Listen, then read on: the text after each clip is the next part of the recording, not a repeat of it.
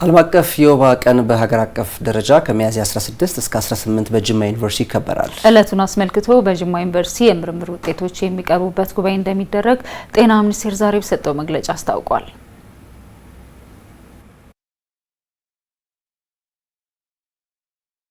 ዘንድሮ የምናከብረው የዓለም የወባ ቀን የተለያዩ መርሃ ግብሮችን ያካተተ ነው።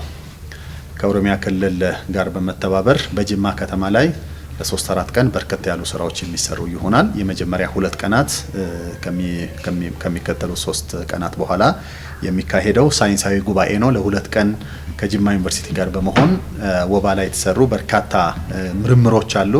እነዚህን በይፋ ለማህበረሰባችን የምንገልጽበት ከዚያ የምንማረውና ፕሮግራሙን አጠቃላይ ለማጠናከር የምንወስዳቸውን ተሞክሮች የምንወስድበት ከፍተኛ ተመራማሪዎች እና ሳይንቲስቶች በወባ ጉዳይ ላይ የሚወያዩበት መድረክ ይሆናል። የወባ በሽታ ስርጭትን ለመከላከል በተደረገ ጥረትም ለመጀመሪያ ጊዜ ባለፉት 8 ወራት ለ20 ሚሊዮን ዜጋዎች የወባ ምርመራ እንደተደረገላቸውም ተነግሯል።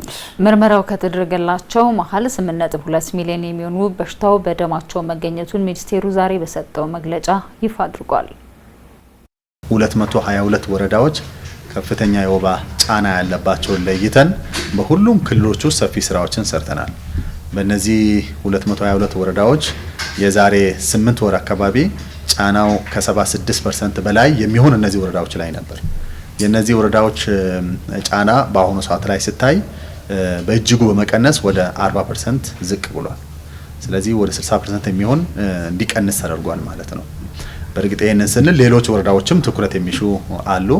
በአጠቃላይ አሁን ያለው ሁኔታ ከአምናው ጋር ተመሳሳይ ምጣኔ ላይ ደርሰናል ማለት ነው።